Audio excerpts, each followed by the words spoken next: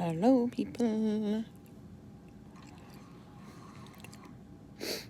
Kind of wait for a few minutes while people come in.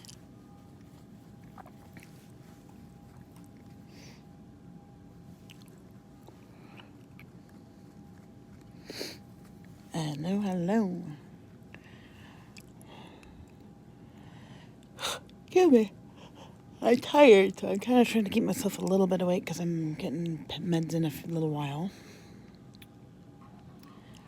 But I thought I would come and say hi and see what everybody's doing this fine evening while I sit here, ouch, with nothing to do. But, so I figured I'd pop in here. Where is that charger? There it is. And say hi. Hello, hellos. I'm bored. Hey. I'm bored. I'm sore. I'm tired. Hello, hello. Hey, 4 of y'all. Hello, guys. What's up? How am I? I am okay. Where am I at? I am at the hospital. So, I don't remember if I've streamed since this all started. I think I did. But to recap, the 2nd of January, I woke up in a lot of tummy pain. Like a lot of tummy pain. And by about 10:30 that night, I had started to get like really bad chills, shivering. No, because I'm not going to bed yet. They have it turned off at the moment. I have to turn it back on later. Wait. Or I think I can turn it on. I'm not sure. But I ended up with a fever. And I kind of just thought, well, maybe I have COVID because we kind of were maybe possibly exposed to COVID over Christmas. So I'm like, well, maybe that's that. But my fever was 102 by midnight. And I'm like, okay, I don't think this is COVID. And when you have a central line, you go to the hospital and get checked out as soon as when you have a fever. So I should have gone in that night, but I was so tired. And my roommate who drives me was already asleep. I called her once. I knew she wouldn't wake up, but no, weather does not have anything to do with it. I'm explaining, but we went to the hospital the next morning. And they did cultures. They did blood cultures. Did a viral panel. Sent me home. They said that it's just a virus. Go home. You'll be fine. It wasn't just a virus. Just like I thought it was. It was an infection.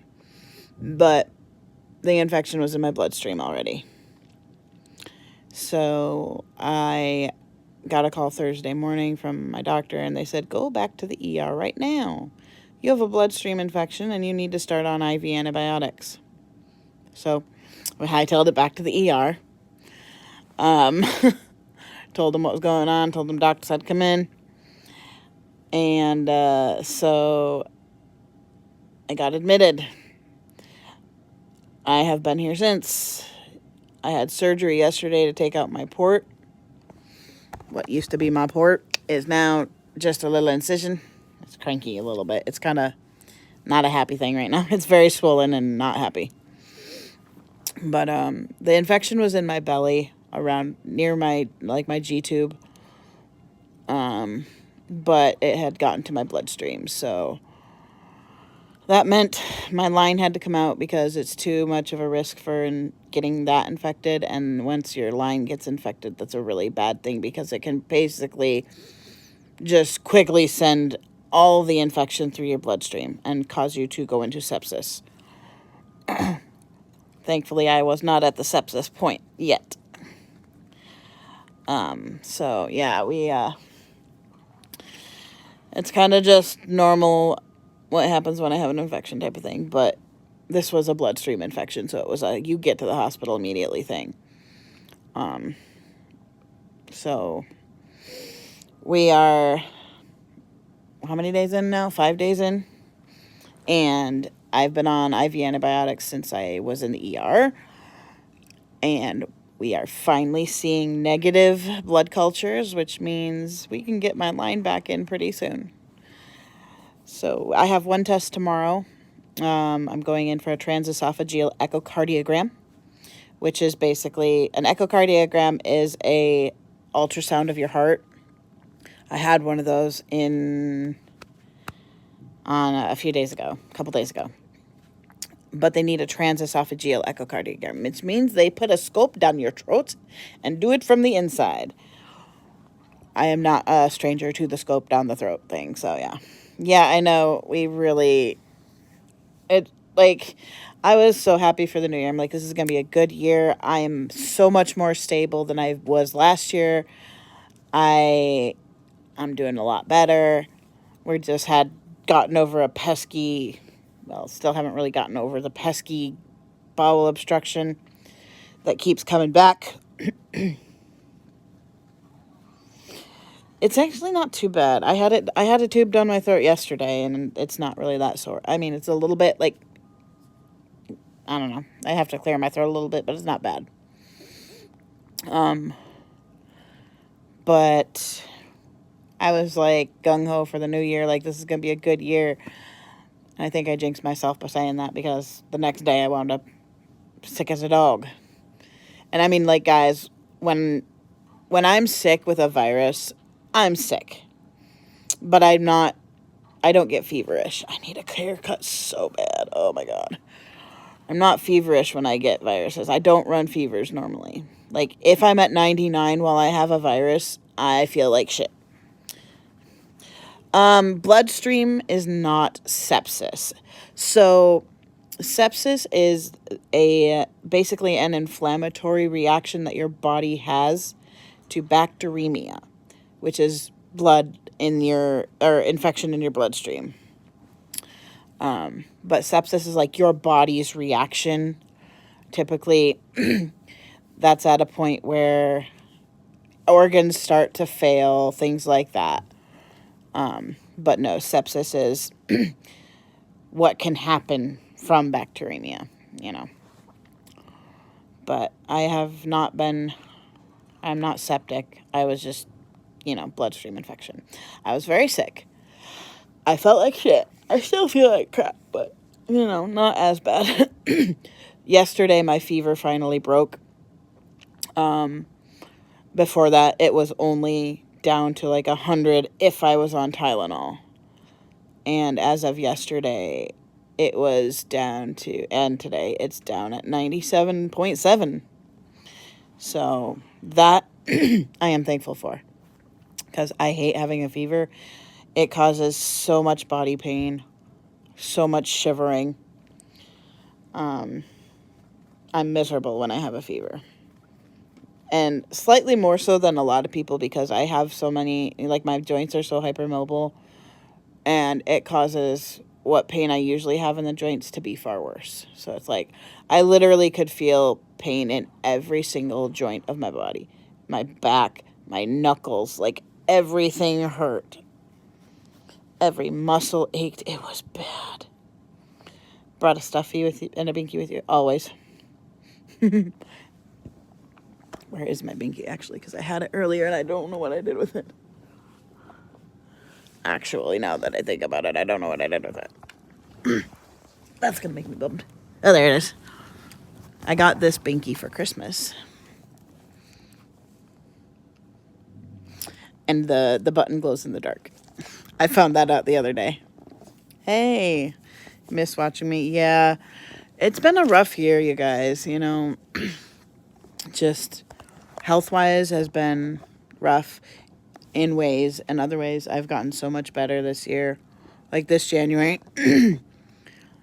or this Christmas season was so different than last Christmas season. Because of last year, I was in the hospital. Basically from October through March, I was in the hospital.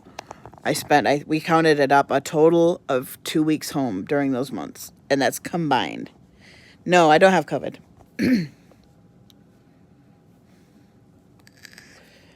Oops. No, I do not have COVID right now, thank God. Although I would rather have COVID than this.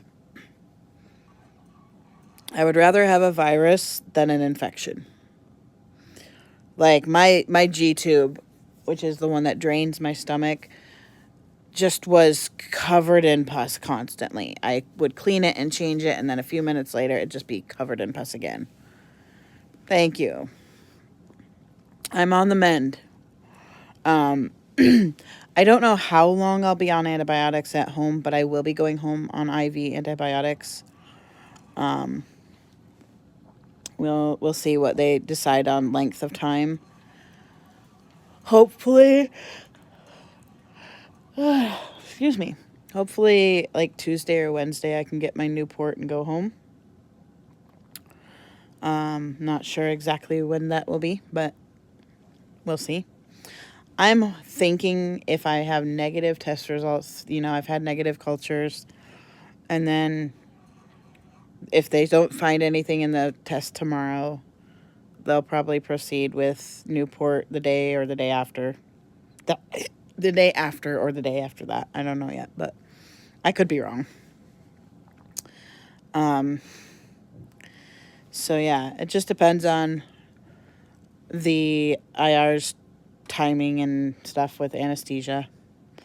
Given that they had to cancel my last one, maybe they'll fit me back in that slot. I don't know. But I'm hoping to be home by the end of the week. I just don't know.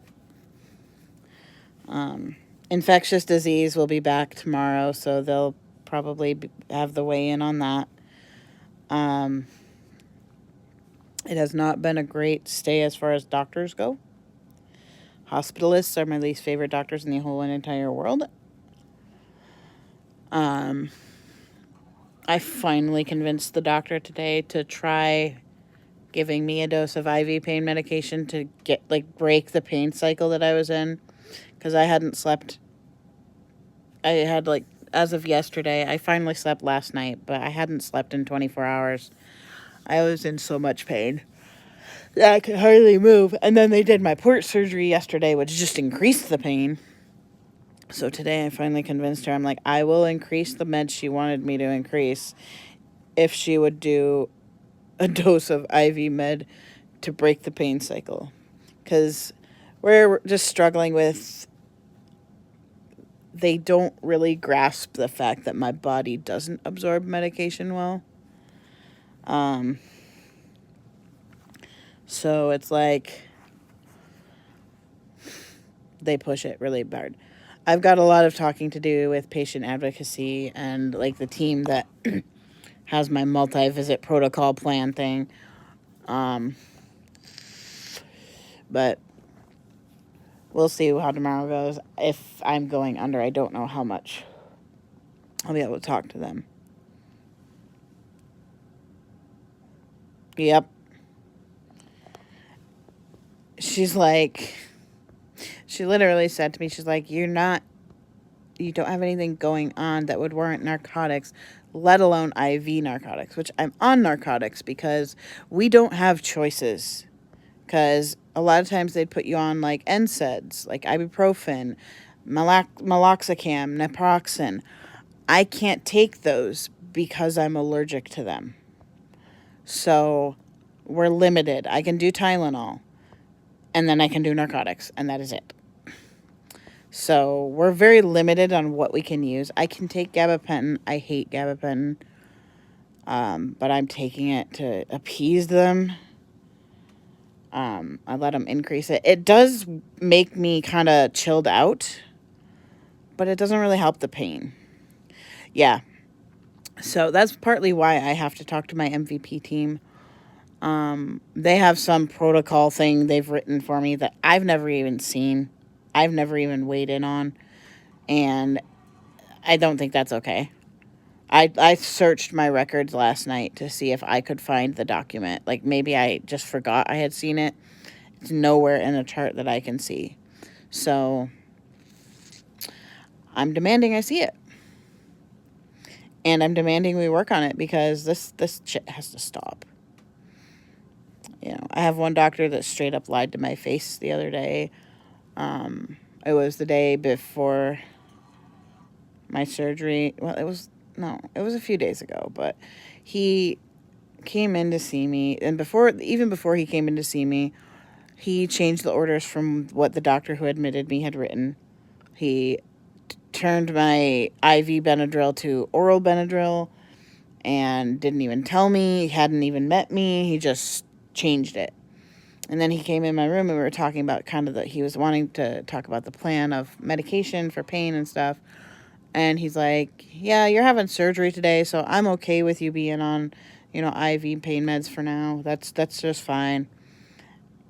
And then he walked into my room and changed the orders immediately to no IV medication except for Zofran, which is an antiemetic. And lied straight to my fucking face. He then wrote a note that night that was like, patient has a perfectly working GI tract. They don't need IV, blah, blah, blah, blah, blah, blah, blah. And they keep mentioning my MVP plan, which they're acting as like they act like I'm an addict because of this plan. And so I need to know what this plan is saying that is causing this from the doctors. Because this is ridiculous. It's absolutely fucking ridiculous. So, basically what I was told is this MVP team is like a bunch of doctors who don't ever meet you. They just look at your case and make a plan. They don't ever meet you. They don't ever talk to you. The social worker does, but they don't.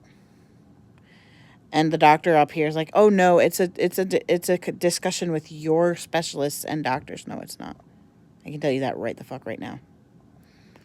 Because my surgeon gives me pain medication through my IV. Like, he has no problem with it. He will medicate me as needed. So I don't know if that is the case, then which doctor is putting up a fight? Yeah.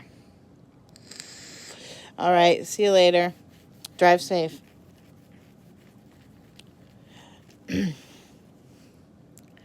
Yeah, my oxygen I don't always need at night.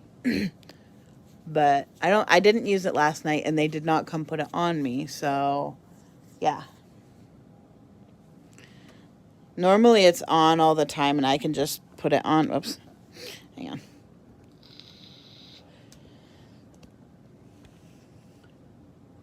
But normally it's on and I can just put it on when I go to sleep, but somebody turned it off the other day, so I got to put it on.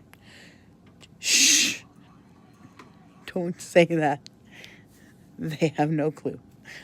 You're not supposed to. But part of the problem is that I can't do a lot of the methods of keeping withdrawal at bay, like patches and things like that. So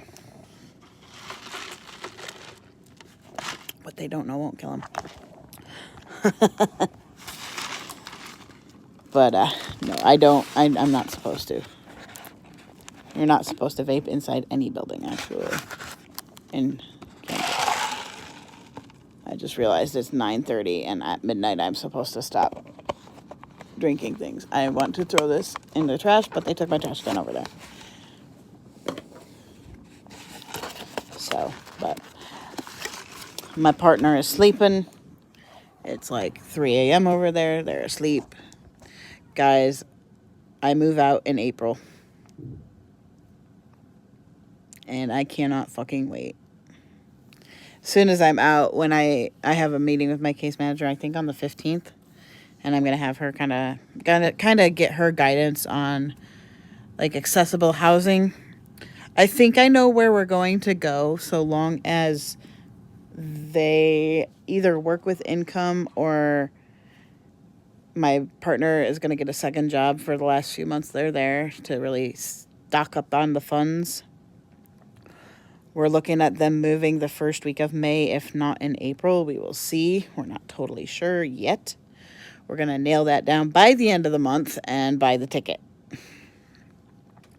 So we are really excited. It's coming up soon. I'm nervous. I haven't really lived on my own in ever. And I haven't really,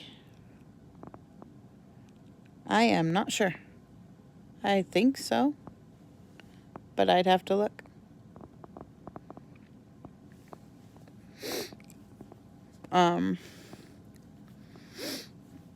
Discord has changed a lot as of late. I've kind of weeded my stuff down to just a couple people, as far as like my server's kind of not dead but dead, because we had some stuff go on that's just like so but I'm modding for like a non ABDL related server. I'm modding for a chronic illness server that's kind of dead at the moment because just all of us have had so much going on health-wise that we can't even focus on Discord in any way, shape, or form. But the new server I'm modding is pretty chill right now. It's new, it's small. You basically gain access to it by Patreon, so it's like not growing real fast. And I'm okay with this because I'm not a huge fan of like giant servers. Stuff like that. But I'm kind of just keeping my Discord pretty minimal and small because I was just getting, with being so sick and stuff this year, I was just getting really overwhelmed with it. Yeah, the throat clearing stuff that I'm doing, that's definitely from the breathing tube yesterday. So the old group is not really existent anymore. It's kind of it's not really an open server anymore. It's just like a very small group of people. So it's not really open at the moment to YouTube right now. If I get back to that, then I will start posting links and invites again. But right now, I'm just not up to manning a server where I'm in total control and stuff like that. So, but there is another server that you can get to that I do help mod, that I helped build, called the Padded Apocalypse. If you look it up on Discord, you'll find it. It's not incredibly active right now. Once again, those of us who started it, it's just been a really, just a lot of us have had a rough time. So, but it is there. Padded Apocalypse, it's a public server. You do have to ID verify, though. So expect that. Yeah. Chloe and I are still together. Autumn and I still talk. We see Autumn a lot. But yeah. That's about it as far as like the people that you know there. But we're not even really in there right now. We're more doing some private stuff for now, just while things have been so overwhelming. So, but if I open it back up to, further than my inner circle of sanctum and safety for my autism, then I will let y'all know. But right now it's just kind of sitting there, kind of chilling. It probably will at least till after I move. So, but yeah, right now the focus outside of that getting healthy and stuff is really working on trying to start a business as far as sewing goes. Nothing like I was doing, but sewing some stuff for like G tubes and J tubes and things like that, selling those. But yeah, That's about what I'm doing right now. It's kind of really just been a shift for me because I was just overwhelmed and was not doing well with dealing with different conflicts with people and things like that.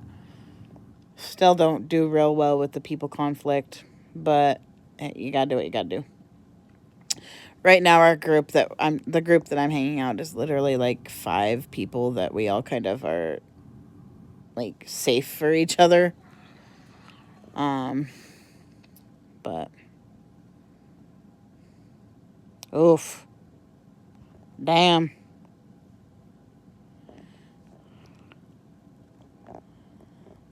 that's rough. But yeah, life's just been a lot. You know, it kind of became a year of I really had to take a step back. With being so sick all the time and trying to get back on my feet nutritionally. Um, Learning life with a feeding tube, things like that. It gets overwhelming, you know. Like, you wouldn't necessarily think it was overwhelming, but it really can get overwhelming having to do this day in and day out. Not being able to eat and, have the comforts that you love. I have like 3 main foods I can eat, which is like tomato soup, chicken. I can do mashed potatoes, yogurt. Those are my main things. So yeah, it's just things are pretty rough as far as that goes. But I'm starting to kind of work on different things on because for a while I just ate what I wanted and drained and dealt with the pain, but I've gotten to that point where I can't do that anymore. Um, we're definitely seeing like disease progression as far as the gastroparesis goes. It's just my stomach is more and more paralyzed as time goes on. It doesn't accept much of anything, but like very specific things. And if I try other things, I end up usually throwing up. So I keep it really limited, but there are times where I cave. And like during Christmas, I caved and I ate some egg rolls, and oh, that was horrible. I was miserable for 2 days from that, so. But a lot of it is worth it. Thankfully, I can do things like chicken.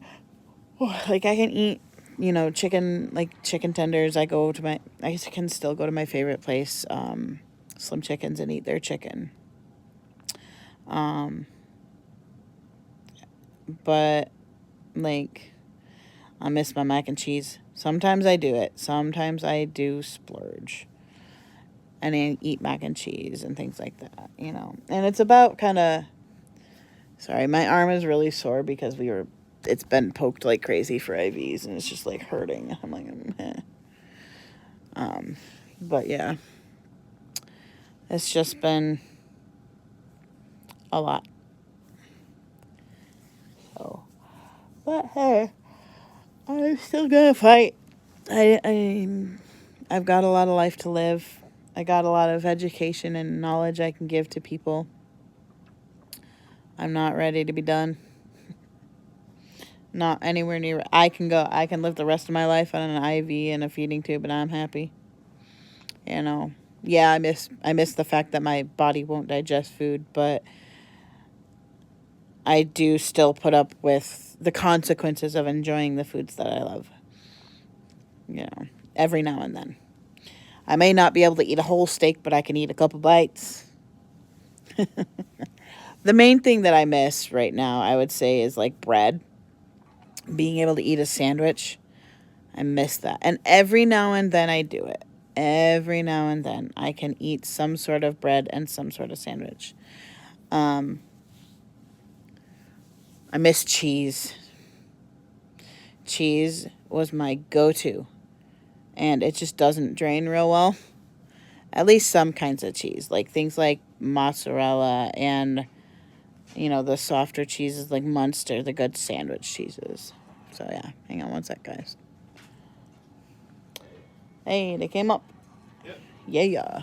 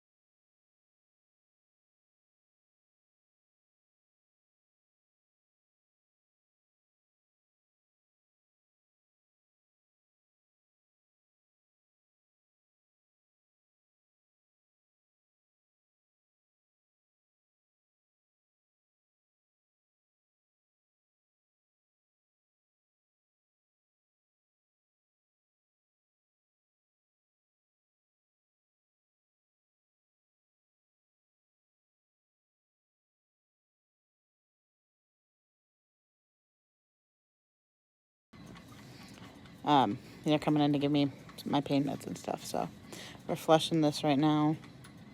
As if you can, I don't know if you can see it, but it's getting more and more clear.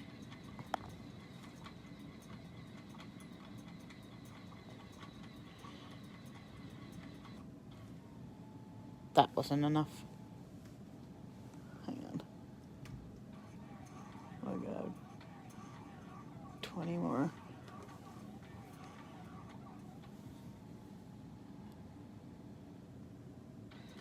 There we go. That's better. Okay. It won't show it, I don't think. You can see it moving.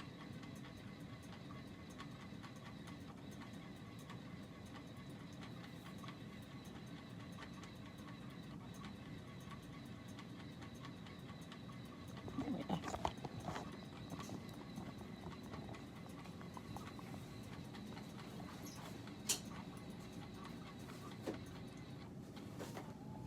There you go. Now it's ready. Ta-da! I need to clean out that.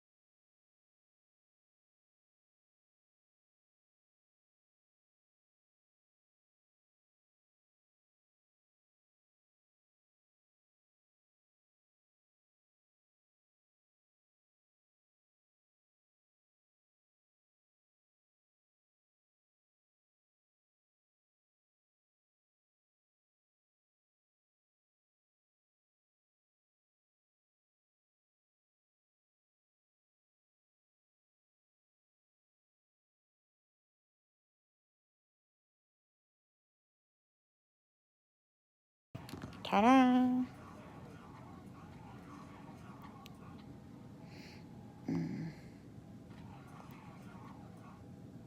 Let's see why. Okay. Hey, Randy. Sorry, my nurse was giving me meds. So, they only sent up half of my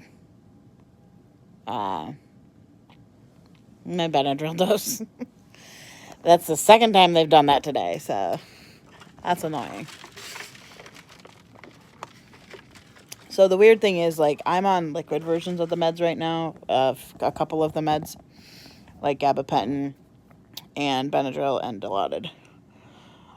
And they don't keep Dilaudid and Benadryl liquid versions up on the floors because it's pretty rare that you need the liquid versions. So they have to call down and get every single dose. They keep sending up half the dose. And it's really annoying. So, yeah. But, yeah. Oh, it was just that. I'm like, why did the light go up, like, change over there? I'm not sure what it was, but I think it was my IV pump. But yeah, I mean, we're definitely on the up and up as far as me getting better. So hopefully we'll get everything worked out in the next couple of days and I can go home. But, I think seeing as I just got some meds, I'm going to go ahead and turn on some TV and chill for a bit. I should have gone to the bathroom. I'm going to get up and go to the bathroom probably. But, yeah.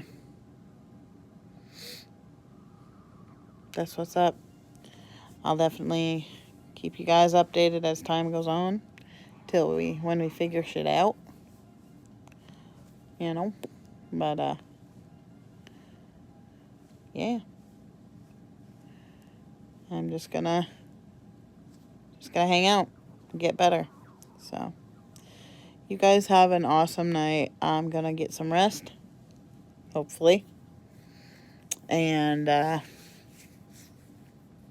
yeah. So, I'll see you guys later. And I'll check in soon. Bye-bye, guys.